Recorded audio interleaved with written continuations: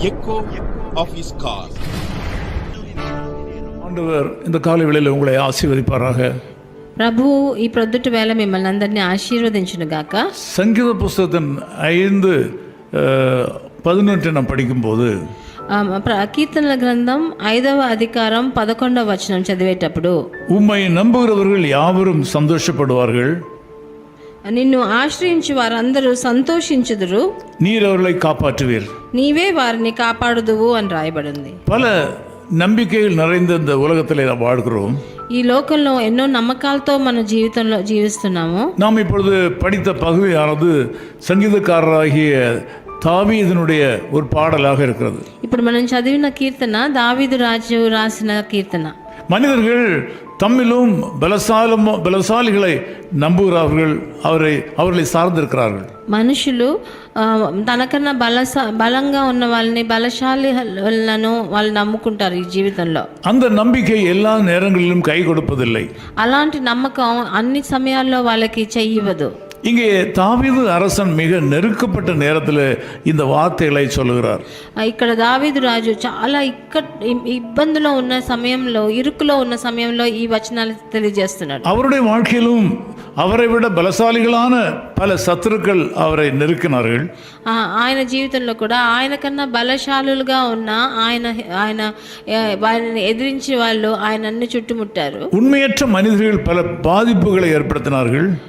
ఆయనకి ఆయనతో నిజంగా నిజాయితీ లేకుండా ఆయన ఉన్న వాళ్ళు చాలా మంది ఆయనను கேடான இருதயம் உள்ளவர்கள் அவரை சூழ்ந்திருந்தார்கள். వాళ్ళకి మనసులో కపటం నిండిన వాళ్ళు వానితో ఉన్న ఆయనని చాలా శ్రమ పడ్డారు. இச்சகம் பேசுகிற நாவை உடைய மக்கள் கூட இருந்தார்கள். ఆయనని స్తుతించేవారు కానీ ఆయనతో పాటు ఉన్నారు. இப்படியாக எல்லாமே இருளாய் தோன்றின ஒரு நேரத்தில் தாவீது ராஜா இந்த வார்த்தைகளை சொல்லுகிறார்.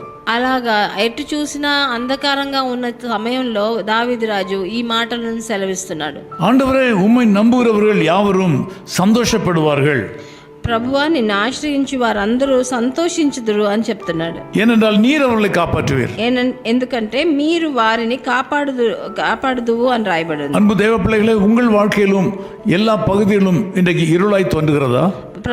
దేవజనులారా, మీ జీవితం కూడా అన్ని భాగాల్లో ఏదన్నా చీకటి చుట్టుముట్టిందా? குடும்பத்திலே சமாதானத்தை இழந்து விட்டீர்களா?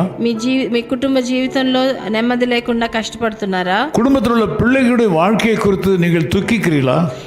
మీ పిల్లల గురించి, వాళ్ళ భవిష్యత్తు గురించి బాధపడుతున్నారా? உங்கள் பொருளாதார பகுதியானது மிகவும் சீரழிந்து கொண்டிருப்பதை நீங்கள் உணர்கிறீர்களா?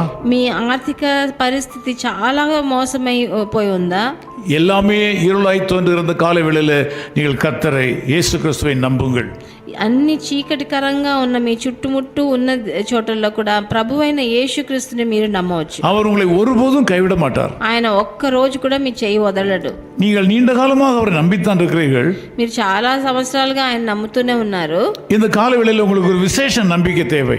ఈ ప్రొద్దుట వేళ ఒక విశేషమైన నమ్మకం మీకు కావాల్సి ఉన్నది. நான் அதை கிறிஸ்துவின் மேலுள்ள ஆழ் நம்பிக்கை என்று சொல்லுவேன். దాన్ని నేను ప్రభు అయిన యేసుక్రీస్తు మీద ఉన్న ఒక లోతైన నమ్మకం అని నేను అంటాను. ஒரு ஆழமான உறவை இயேசு கிறிஸ்துவோடு கூட இந்த காலை வேளையில் ஏற்படுத்திக் கொள்ளுங்கள். ఈ ప్రొద్దుట వేళ మీ సంబంధాన్ని ఇంకా లోతుగా మీరు తవ్వండి. அவர் உங்களை நிச்சயம் காப்பாற்றுவார். ఆయన తప్పకుండా మిమ్మల్ని కాపాడతారు. நான் இதை அனுபவித்து உங்களுக்கு சொல்லுகிறேன். నేను నా జీవితంలో ఇది అనుభవించాను కాబట్టి మీకు చెప్తున్నాను. அவர் உங்களை கைவிட மாட்டார். ఆయన మీ చెయ్యిని వదలడు. நிச்சயமாக காப்பாற்றுவார். తప్పకుండా మిమ్మల్ని కాపాడతారు. தைரியமா இருங்கள். ధైర్యంగా ఉండండి. நான் உங்களுக்காக ஜெபிக்கிறேன். నేను మీకోసం ప్రార్థన நல்ல பிதாவே, உமக்கு ஸ்தோத்திரம். இந்த ஜெபத்தில் கலந்து கொண்டிருக்கிற மக்களை ஆசீர்வதியும். మంచి తండ్రి, మీకు స్తుతులు. నాతో కలిసి ఏకీభవించే వాళ్ళని ఆశీర్వదించండి. பலவிதமான போராட்டங்களின் மத்தியிலே வாழ்க்கையில சோர்வடைந்து இருக்கிறார்கள். ఎన్నో పోరాటాల మధ్యలో వాళ్ళ జీవితంలో అలసిపోయి సొమ్మసిల్లిపోయి ఉన్నారు నాయన. குடும்பத்திலே ஒருவர் உடல்நிலை சரியில்லாமல் இருக்கிறதுனால நீண்ட கால துக்கத்தினாலே துவண்டு போயிருக்கிறார்கள். వాళ్ళ జీవితంలో వాళ్ళకి చాలా కావాల్సిన వాళ్ళు అనారోగ్యంతో కష్టపడుతున్నందు వలన వాళ్ళు చాలా బాధతో ఉన్నారు. பெற்றுக்கொண்ட கடனை திருப்பி கொடுக்க வேண்டும் என்று விரும்பியும் இல்லாமையினாலே கஷ்டப்படுகிறார்கள்.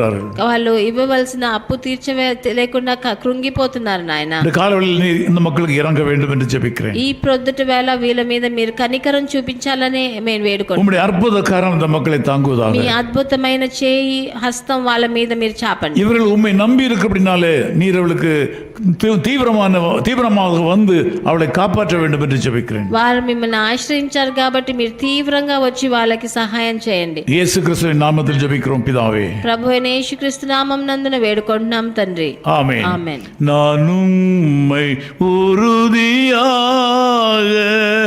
என்றென்றும் பற்றிடுவேன். நான் உம்மை உறுதியாக என்றென்றும் பற்றிடுவேன். சமாதானம் பூரணமாய் அளித்து என்றும் நடத்துவீர். சமாதானம் பூரணமாய் அளித்து என்றும் நடத்துவீர்.